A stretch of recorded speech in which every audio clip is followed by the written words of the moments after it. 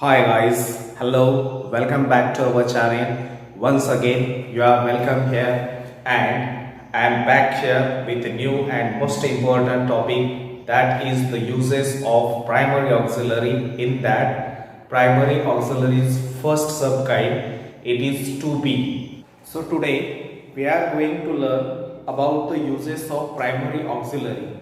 Main verb, helping verb, these two verbs are there, and helping verb is further divided into two parts, that is primary auxiliary and modal auxiliary. In primary, the first one is to be. Here, in case of to be, the present form of to be, that is called as am, is and are. Am, is, are, it is the example of present form of to be, and past form of to be there was there, but today we will start the use of am, is, are. Basically, as per the meaning of am, is, are, am and is, it is called ahe in Marathi. Are, the meaning of this word, that is ahe.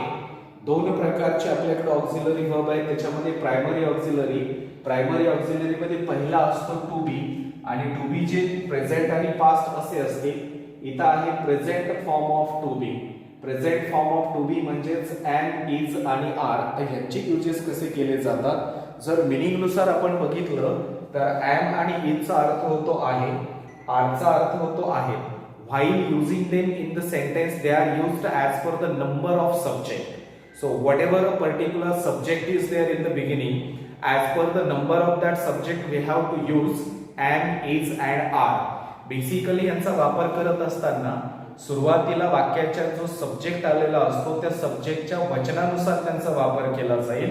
So these are the uses as per the subject. If subject is singular noun or he, she, it or I, that time you have to use of is. Okay, it means if your subject is singular noun or he, she, it, then use of is.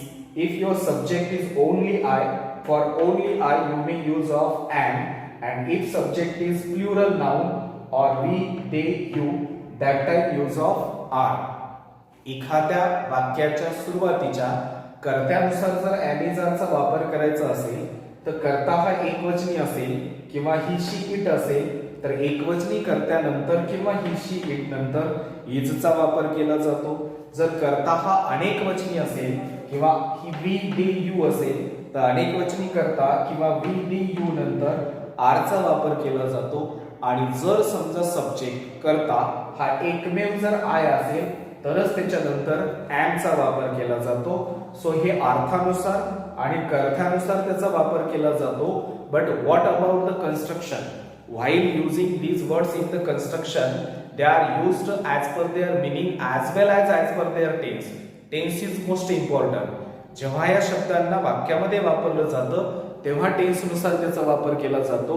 So two types of the constructions can be there, sentence and statement. So first of all I will tell you about statement. आता statement कशाला म्हटलं जातं? ज्या वाक्यामध्ये action word नसतो, फक्त helping verb असतं आणि हेल्पिंग वर्बच जर समजा तिथं मेन वर्ब म्हणून वापरला तर अशा वाक्याला स्टेटमेंट म्हटलं जातं. मग पहिला यूज आहे स्टेटमेंटमध्ये. स्टेटमेंटमध्ये ॲमिजारचा वापर होत असताना सब्जेक्टच्या नंतर ॲमिजार. इथं जेव्हा ॲमिजार वापरलं जातं ना तेव्हा इथला ॲमिजार हा हेल्पिंग वर्ब नाही तर इथला ॲमिजार हा मेन वर्ब असतो. तो हेल्पिंग वर्ब असणार नाही, तो मेन वर्ब असतो. त्याला इथं मेन वर्ब असं म्हटलं जातं कारण ऍक्शन वर्ड नसतो. आणि अशाच प्रकारच्या कन्स्ट्रक्शनला स्टेटमेंट असं म्हटलं जातं. स्टेटमेंटमध्ये जिथं हेल्पिंग वर्ब मेन वर्ब म्हणून वापरतात त्याच्या पुढचा जो भाग असतो त्याला कॉम्प्लिमेंट असं म्हटलं जातं. इट इज इन मराठी पूरक. So this is the first use of am is are. It is from statement. In case of the examples are given here. In every example, that word is particular which is used as main verb. You are a teacher. Here are is your main verb. She is a singer. Is used as a main verb. And your brother and is main verb. They are my friends. Are is here main verb. And Rani is beautiful. Is used here as a main verb. So these all are the examples of statement. या प्रत्येक वाक्याला statement म्हटलं जातं कारण ह्याच्यामध्ये action word नाही. आणि ह्या प्रत्येक वाक्यामध्ये जो मी सर्कल केलेला वर्ड दाखवलेला आहे तो मेन वर्ब आहे आणि प्रत्येक त्या मेन वर्बच्या पुढचा जो पार्ट आहे that is complement. Here a teacher is complement, a singer is complement, your brother is compliment, my friends is compliment, and beautiful is a complement of that particular construction, that is statement. This is first and most important use of am is are. Okay, let's move towards the another use of am is are. Now second use of am is are, that is from sentence, and it is most important. In the sentence it is used from simple present. Simple present, but only passive voice of simple present, not active voice of simple present. हा second use आहे am is are चा, जो simple प्रेझेंटच्या passive voice मध्ये वापर केला जातो, simple प्रेझेंटच्या active voice मध्ये नाही.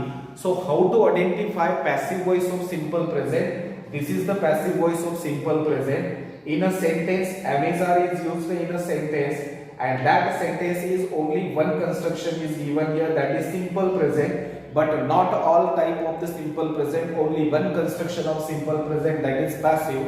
So what about the passive of simple present? Wherever there is am is are plus third form of main verb, that construction is called simple present, but it is the passive voice of simple present. जर एखाद्या वाक्यामध्ये तुम्हाला am is are plus v3 जर दिसला, म्हणजेच am is are च्या पुढे मुख्य क्रियापदाचं पास्ट पार्टिसिपल फॉर्म, तर त्या am is are plus v3 मुळे तो सिंपल प्रेझेंट होतो. मग तो सिंपल प्रेझेंटचा फक्त पॅसिव्ह असतो.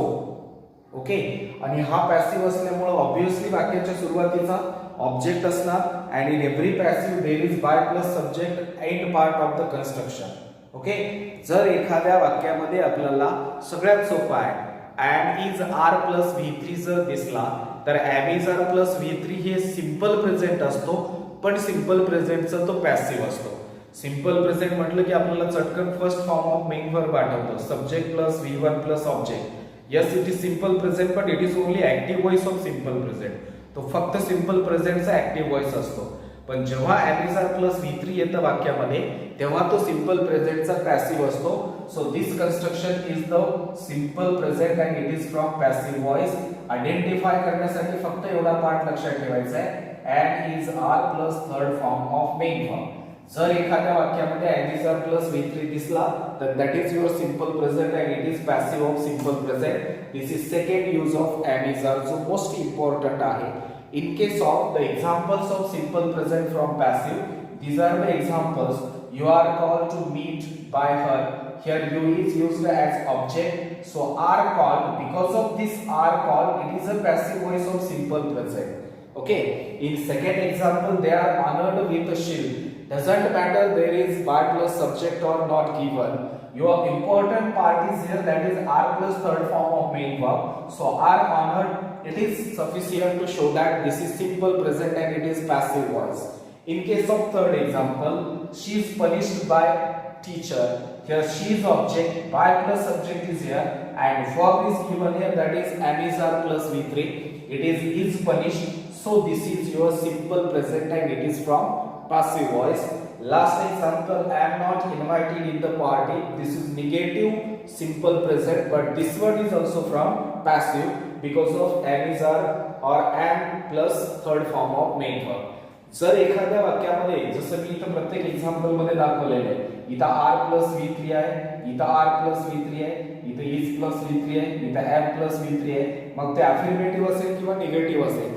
जर एखाद्या वाक्यामध्ये am is are दिलेला असेल, am is are च्या पुढे जर पास्ट पार्टिसिपल फॉर्म दिला, तर because of that am is are आणि past participle, that construction is simple present, but it is passive voice of simple present. मग अशा वाक्यांमध्ये बाय प्लस सब्जेक्ट असेल अथवा नसेल. ओके, आपण प्रत्येक वेळेस फक्त बाय प्लस सब्जेक्ट असलेल्याच वाक्याला पॅसिव्ह म्हणतो, पण प्रत्येक कन्स्ट्रक्शन मध्ये बाय प्लस सब्जेक्ट दिलेलाच असतो असं नाही. इथं पहा, सगळ्याच वाक्यामध्ये बाय प्लस सब्जेक्ट आहे असं नाही, पण ही सगळी वाक्य पॅसिव्ह व्हॉइस आहेत आणि टेन्स कोणता असणार? सिंपल प्रेझेंट असणार. याला सिंपल प्रेझेंट आपण कशामुळे म्हटलं? am is are plus v3 मुळे. That is second and most important use of simple present, that is am is are, and am is are from simple present and passive voice of simple present. Okay, now next use of am is are The first use was from simple present, but it was only one voice and that was passive voice.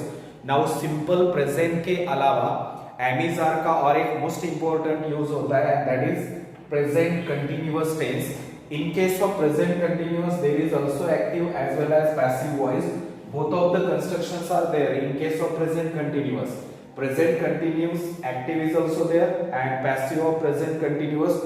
Both of the voices are there in which of the present continuous that am is are is used. Okay, so first of all, active voice of present continuous, that is present because of using am is are, because am is are is the present form of to be, and continuous tense is denoted by using fourth form of main verb, that is ing form of main verb. Present कंटिन्युअसच्या दोन्ही voice मध्ये am is are चा वापर होतो. Present कंटिन्युअसचा active सुद्धा असेल, present कंटिन्युअसचा पॅसिव्ह सुद्धा असेल. मग फर्स्ट ऑफ ऑल प्रेझेंट कंटिन्युअसचा ऍक्टिव्ह बघा, ते वाक्य कंटिन्युअस टेन्सचा आहे की am is are मुळे त्या V4 मुळे कळतं, कारण त्या वाक्यामध्ये V4 ing form present participle जर असेल तर तो कंटिन्युअस टेन्स आहे, त्याच्यासोबत प्रेझेंट फॉर्म ऑफ टू बी असल्यामुळे तो प्रेझेंट कंटिन्युअस झाला. प्रेझेंट ह्याला am is are मुळे म्हटलं आणि V4 मुळे कंटिन्युअस म्हटलं, so it is present continuous. And in case of the passive identity of continuous tense, that is being plus V3. being plus V3 जर एखाद्या वाक्यात दिसेल तर तो कंटिन्युअस टेन्सची आयडेंटिटी असतो. So why it is present continuous? Because of using am is are. am is are plus being plus third form of main verb. This is the identity of passive voice from present continuous.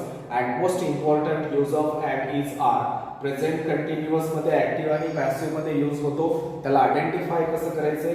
am is are plus V4 असेल तर present कंटिन्युअसचा active, am is are plus being plus V3 जर असेल तर present कंटिन्युअसचा तो passive असतो. हा सगळ्यात महत्त्वाचा यूज आहे. In case of example, 3 examples are given here and in every example there is active as well as passive. First of all, boys are playing cricket.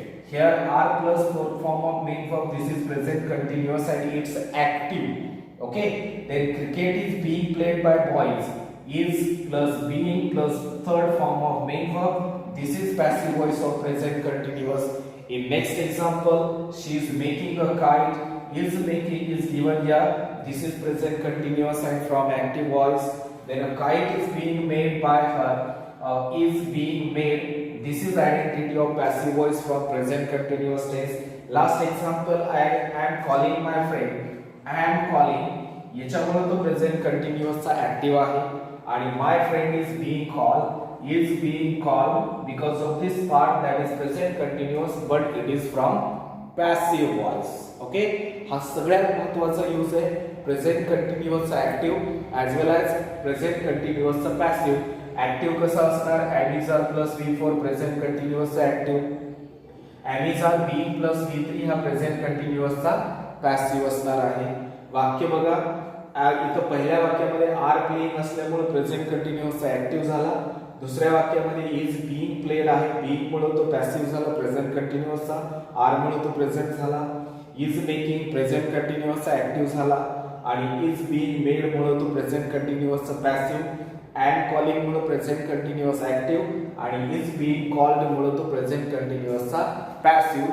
So this is most and essential important use of am is are, that is am is are from present continuous. It can be either active as well as a passive voice. to be plus V4 and to be plus being plus V3 हा part लक्षात ठेवायचा आहे. to be is present form is there, that is am is are. am is are च्या नंतर V4 ing form आला, present continuous. To be म्हणजेच am is are, am is are च्या पुढे being plus V3 जर दिसला तर तो सुद्धा प्रेझेंट कंटिन्युअस, बट तो असणार प्रेझेंट कंटिन्युअसचा पॅसिव्ह व्हॉइस. ओके, हा जो प्रेझेंट कंटिन्युअस टेन्स आहे, मी फक्त अफर्मेटिव्ह कन्स्ट्रक्शन सांगितले. प्रेझेंट कंटिन्युअसचा वेगवेगळ्या कन्स्ट्रक्शन मध्ये वापर होतो, म्हणजे question can be there as well as also there can be negative construction. Same present continuous active आणि पॅसिव्ह तुम्हाला निगेटिव्ह मध्ये पण वापरता येतील आणि same present continuous, same construction, same use of am is are तो टेस्ट तो एखाद्या क्वेश्चन मध्ये सुद्धा येऊ शकतो. म्हणजेच WS type question as well as verbal questions. So everywhere in different types of the construction, the same tense will be there with same principles, same constructions that can be active as well as passive. Okay, that's all. Thank you very much. See you soon in the next video with the most important and next topic. So keep watching.